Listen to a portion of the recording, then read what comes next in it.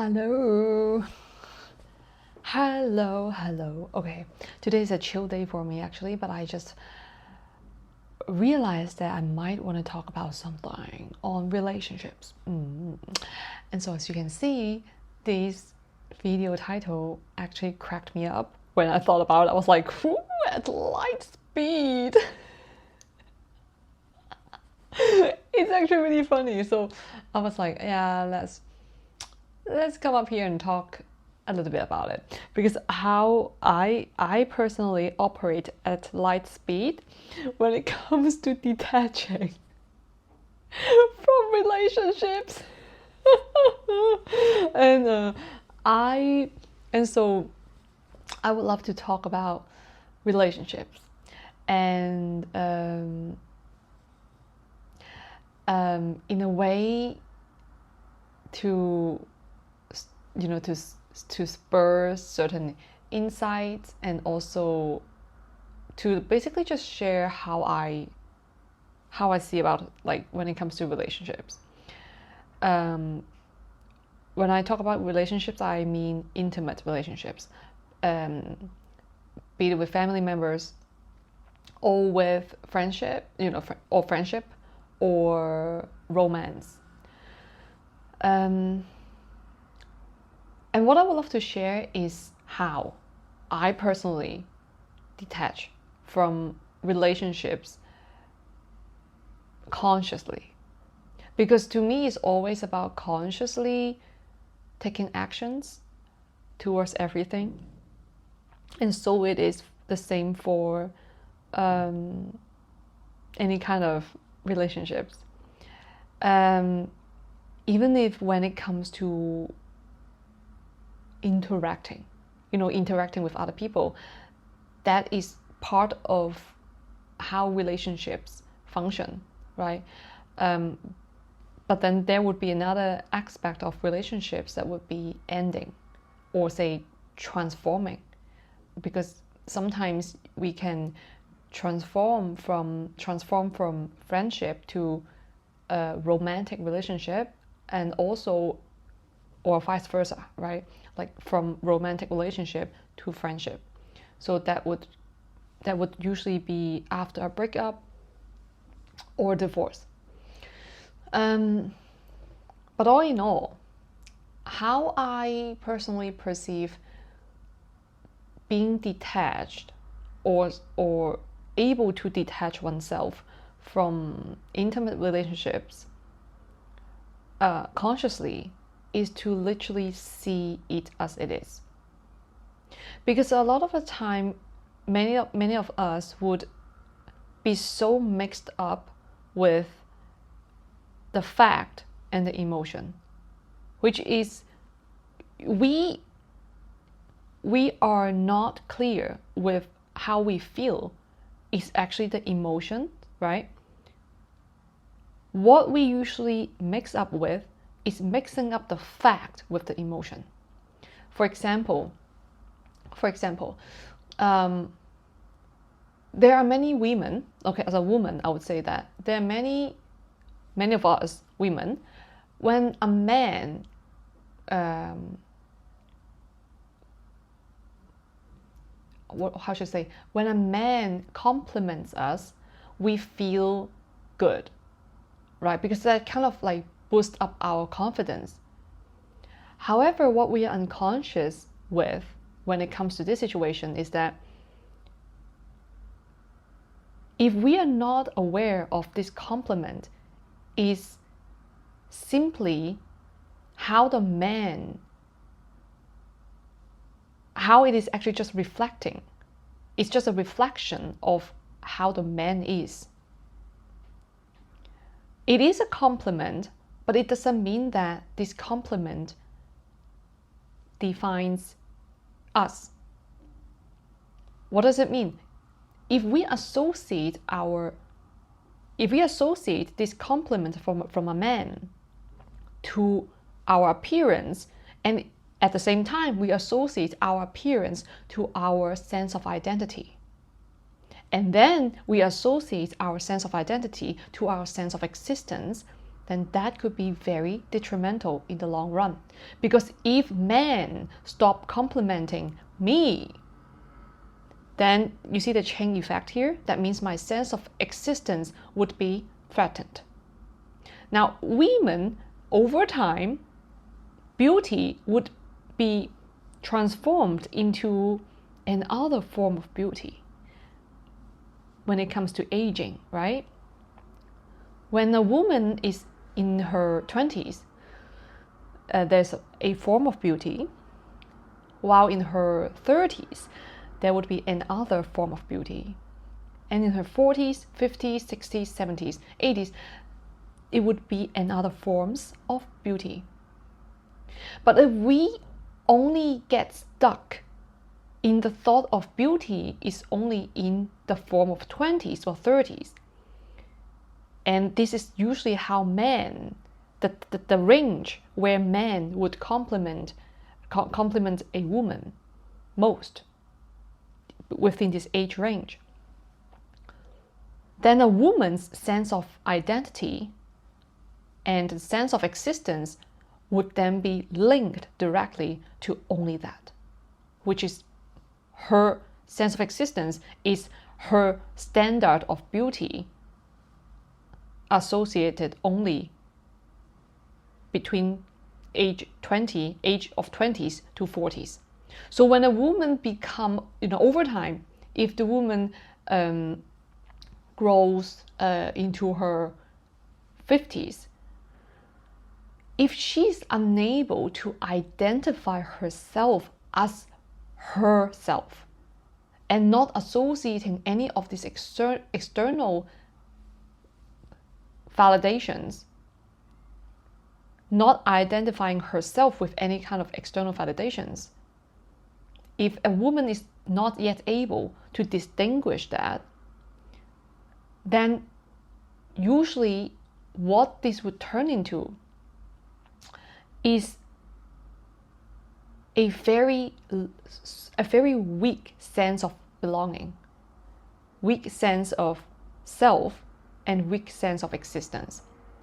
And what this usually would manifest into is that many women would be very clingy to men, or to, if it's not men, usually it would be men, but if it's not men, it would be their children, or it would be, what I mean by that is that they would have to cling on to something in order to identify their sense of self, their sense of existence.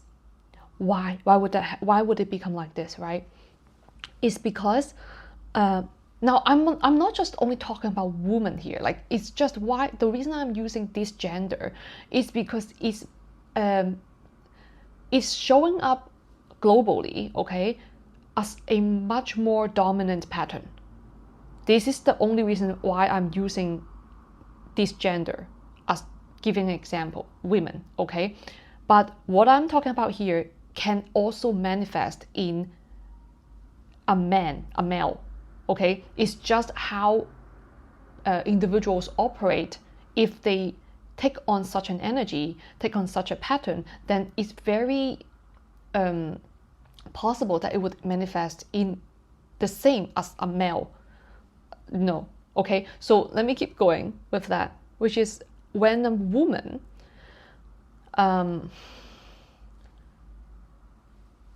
would cling on to something just to secure herself for the sake of a sense of belonging or a sense of existence, they would cling onto, family members or children or something. They just want to hold on to it very tightly. In some scenarios or some contexts, what it would become is that it is quite prevalent, really. This kind of scenario is very prevalent. So it would be, say, a woman is married to a man for many years, okay? Now this woman is in her 50s, and her husband in some cases, would already have certain love affairs, okay, while the woman is in her 40s, say, okay, because sometimes people do grow apart. Now, the thing here is that I wouldn't say, I don't see there's right or wrong here. There's no right or wrong. It is just what it is. Because people do grow apart. It is just natural. But then when it comes to marriage, a lot of people are unable to process with that detachment. Because when individuals cling onto something so tightly that they link their self, they not even they link, they give, it's like you give your key to another person. You give your key to this particular relationship. And that, what is this key? This key is your self. This is the sense of self. If we, anyone, if we choose to give our key to somebody else or to a certain relationship,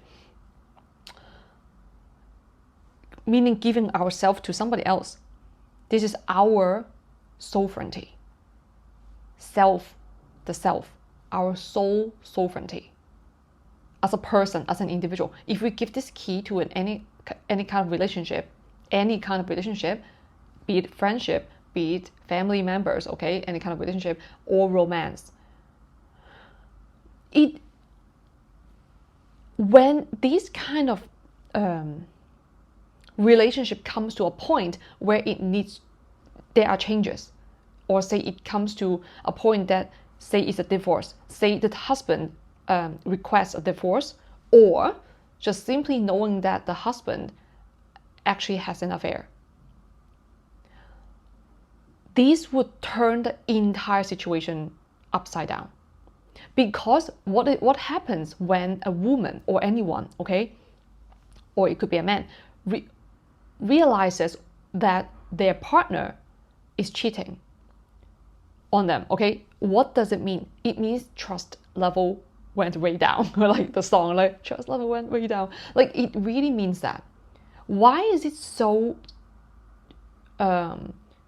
traumatizing to people when they find out their partners are cheating on them? It's because of trust issue. Like the trust is broken in an instant. Why would this be so shocking? Why would this be so shocking and so traumatizing? And it would cause an individual to be like emotionally unavailable in an instant. Is because of shock. Okay, it's the shock. What is this shock though? The shock is so huge that it disrupts the reality of a person's psyche. It is when a person's psyche receives such a disruption in their perceived reality that causes, how should I say that causes an individual to feel very, very ungrounded and unsettled, which means instability and insecure. If a person is grounded enough in oneself, the key, if a person is grounded enough with oneself, sense of identity, sense of self, sense of existence, that this person has his or her own key and not projecting their own sense of self to any other thing outside of themselves, these kind of individuals are usually easier to process this kind of shock. Much easier to process because they hold the key within themselves.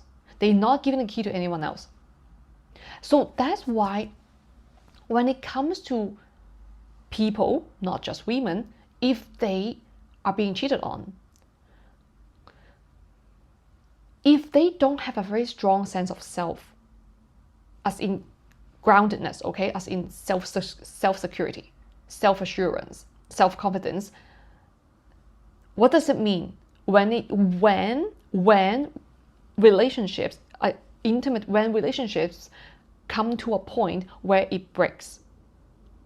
be in any way, okay, be in any way, be in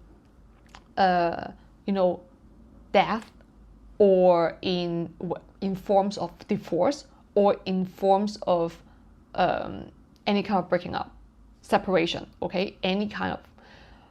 These individuals without the keys in their own hands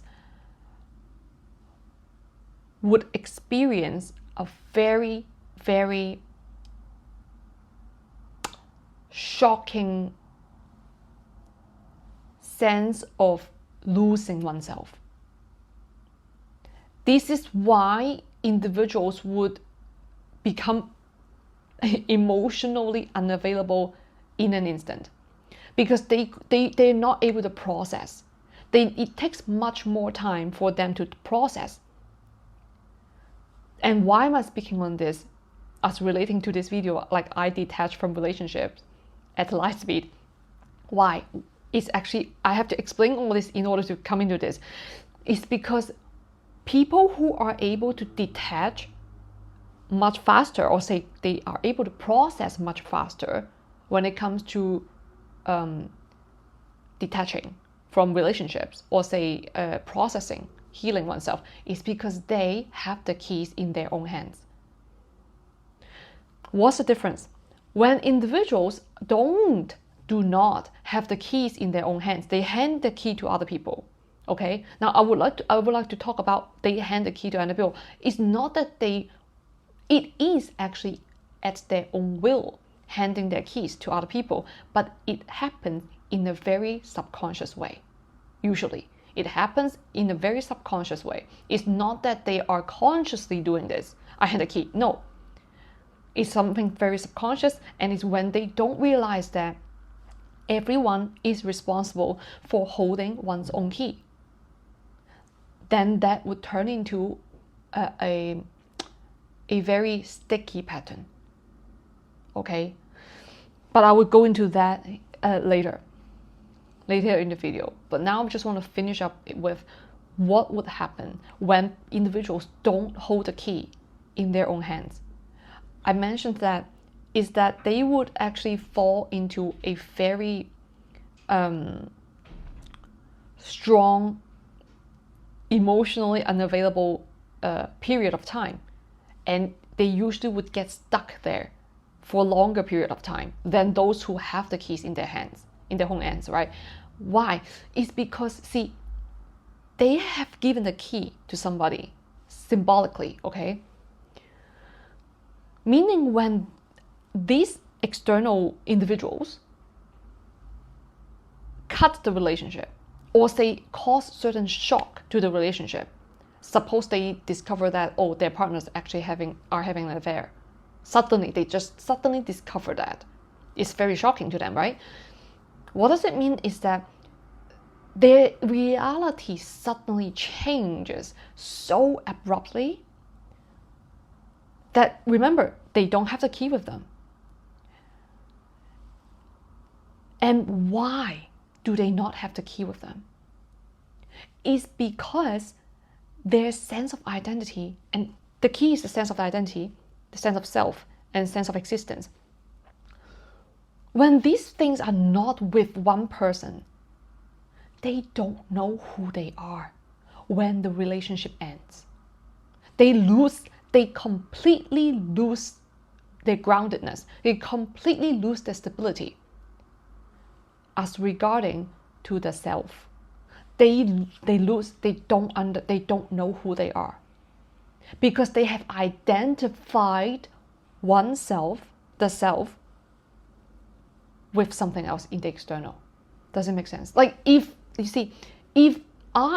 my existence depends on my appearance, if my existence depends on how my husband loves me, how he compliments me, how he buys me gifts, or in another scenario, how my career goes. If my existence depends on how my career grows, how my business grows, how much money I own, how many assets I have. If something happens there everything is in the external, right? I can't actually control them. I cannot. The fact is, I cannot control any of the things that I just mentioned. So what does it mean? If I cannot control them, it means that there could be changes suddenly happen, like in these kind of areas of life. And if I don't actually hold a key, meaning if I actually identify myself, my sense of existence, sense of belonging with all of those things, like more than 80% of it, I'm that.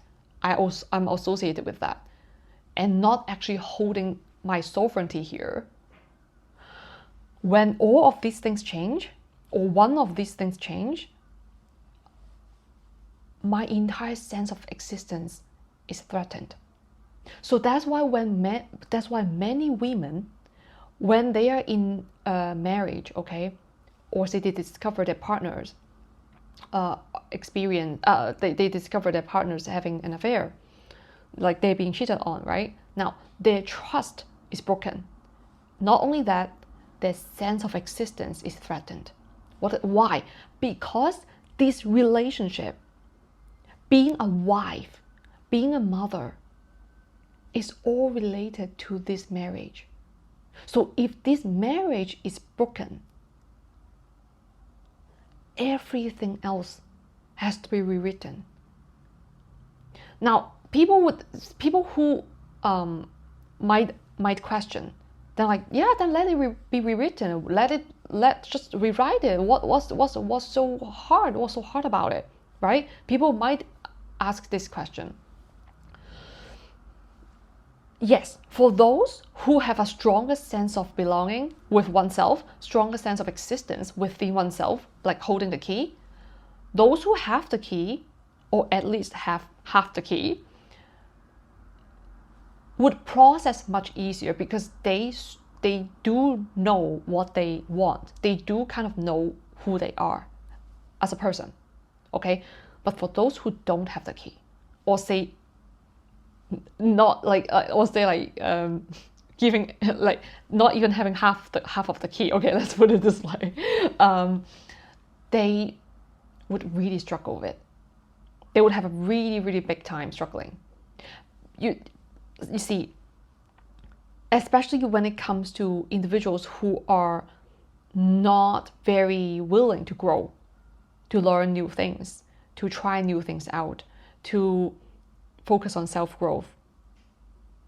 When individuals who seek to fulfill other people's expectations, so to gain their own happiness, it's not as easy for them to process this. It's not easy.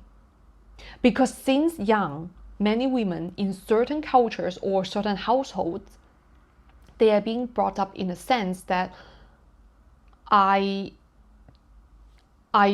don't have my own will to be who I want to be. I have to be a mother. I have to be a good wife. I have to support my husband. I have to have children. And I have to take care of my family. I could work, but if my husband asks me not to work, then I will have to listen to that. I would have to follow that. This is what it is.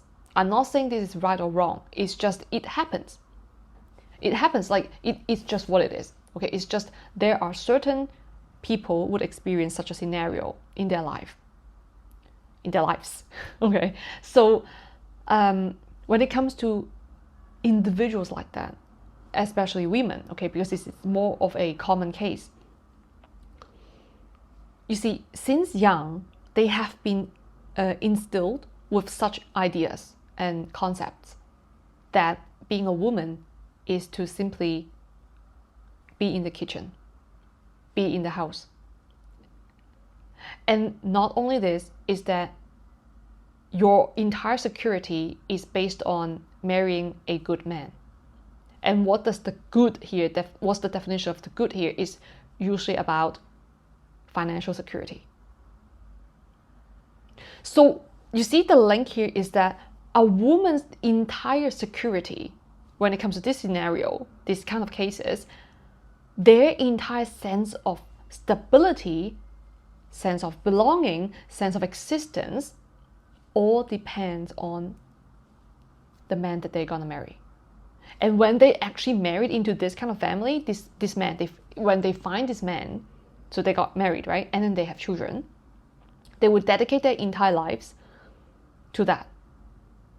And oftentimes is that the dynamics within this kind of relationship is the man would be much more dominant, obviously, right? Because it is when the women have been brought up in such a way to be submissive, even from since young, because they would witness their own mothers like that. So they would think, oh, maybe this is the way. They don't have any kind of alternative thinking that there are other possibilities. So when they see that, they don't know. They just think this is the way it is. So oftentimes these women, most of them, not saying every one of them, okay, most of them would develop into a sense that it would become their comfort zone. They would choose to stay in their comfort zone because they feel secured. They don't actually have to go to work. They just stay home to take care of children. That's what people usually would call is like traditional wives, right? But it's not something that's wrong. It's not right or wrong. It's just a phenomenon. However, we can see what kind of issues could possibly arise from here when such relationships come to an end or receive certain shocks like this. It would be very detrimental for the women if they happen to be in this kind of cases, in this kind of scenarios. The reason, you see, with them being brought up in such a way and then marry into according to what they're being taught about since young, into marry with a man and then carry children, and then being sort of more or less idle, like IDLE, idle. They don't really do much. Like if it happens to be their husbands, are financially well off, they don't have to work. They just, go shopping or spend or whatever it is. They do not usually focus on self-growth. They stop learning. Or even since young, they might not be even focusing on self-growth. They might be just focusing on how to find a man that is suitable for me in order to secure the rest of my life. It is not that they are wrong though. It's just they are being taught this way.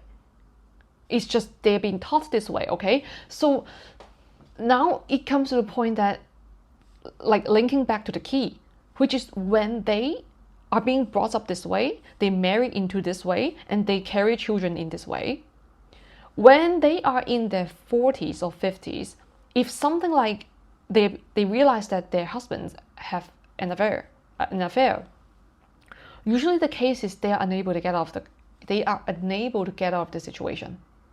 Not only because they can't get out because they don't have the financial security, but oftentimes it's also because they don't want to get out. I know it sounds very weird, right? Like if you're being cheated on and you don't feel good, but you don't want to get out. Because first of all, they don't feel safe enough to get out. They wouldn't feel safe enough to get out because they could be judged by other people. It's like peer pressure, society-wise, social pressure. That's the first thing, judgment. Being a woman, divorced, okay, in their 40s or 50s. And because they also very, very much knowing that they have already had 2 children or 3 children, or they have already had children. So their beauty is not like when they were in their 20s or 30s. They know the chance is much lower when it comes to finding another person. Okay, what are other reasons? Is that they have spent so much time on their on raising kids and not actually focusing on self-growth. I'm not saying all of the women, okay? I'm just saying some of them would be like this, would experience this. What does it mean? They don't have the skill set to earn money in order to support whatever kind of lifestyle that they have been living. Say if they have been living in quite a, having quite a good quality of life, then they might not be able to sustain it because they don't even have the skill set. They have not been learning. They have not been independent. They have not been self-sufficient. Everything that they receive is from their husbands. So we can go on with that, with the reasons, but only just these 3 reasons we can already see how a woman is how difficult it is for an individual, not even just a woman, it could be a man, but it's just like how difficult it is for a woman to actually navigate out of this kind of situation, even if they feel so uneasy and threatened and unstable within such a relationship, knowing that their husbands are out there having other women, younger women, so to speak. Okay? So this is one scenario.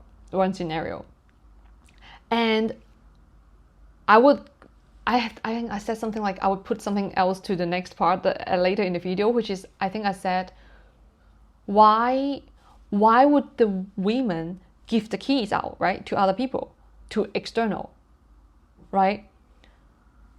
And then I said, it's not that they consciously give the key. It's because subconsciously they're being taught that. They're being taught that way. Like being taught not to give out the key, being taught to give out the key is because subconsciously,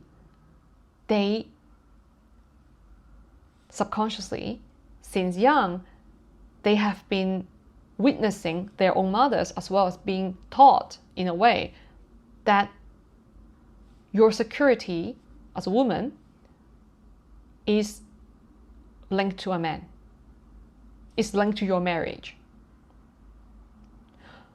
So what does it mean?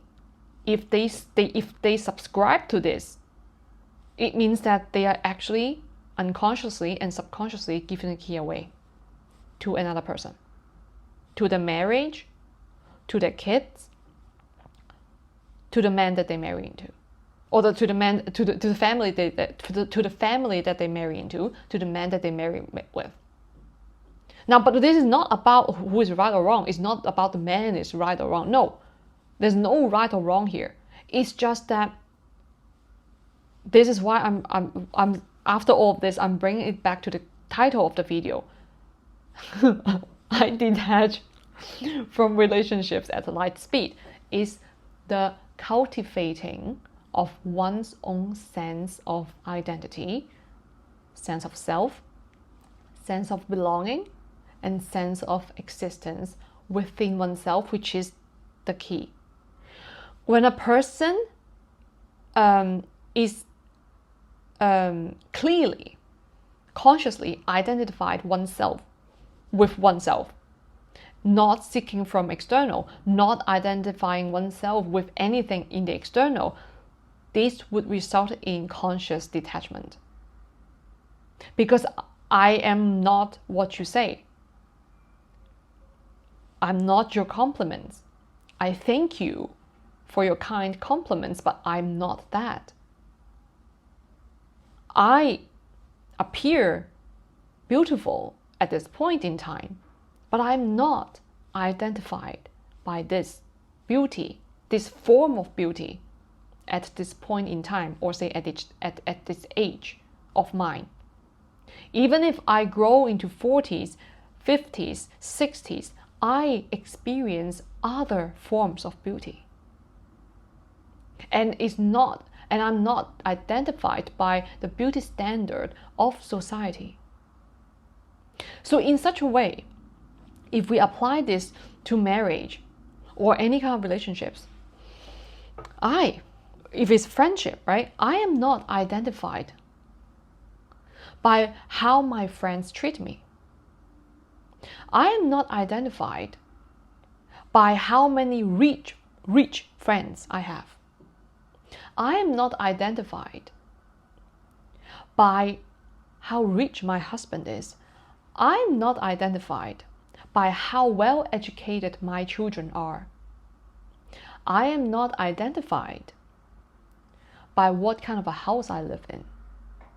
Even other people in society can judge me by what kind of house I'm living in, what kind of a husband I marry. They can say whatever they want, but I am not those comments. I'm not those judgments. I am not identified by my husband. I am who I am, and I keep on growing, evolving through self-growth. I focus on discovering myself day by day. And I do not slow down, only if I want to, because I want to relax, right? But I do not compromise my self-growth with anything. Because I am an individual that seeks for internal security. My inner peace comes from my own sense of identity within myself. My sense of existence is grounded within myself because I hold the key and I'm not giving it away to anyone in the external. And so this is why I put the title as How I Detach. Oh no, there's no how. It's like I detach from relationships at light speed. Because when we choose to take the key back or choose to hold the key within oneself,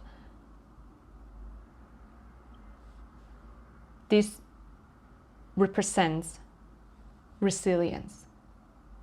This represents you are invincible because you are resilient.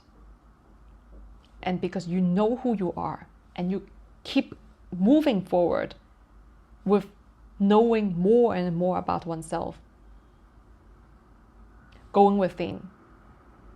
And because from my willingness, my willpower of keep going within, I understand more and more about myself, of what I want and what I truly need for my well-being. And so I would make conscious choices in my daily life. And I would not align myself to any kind of activities or people or thoughts that are not for my well-being.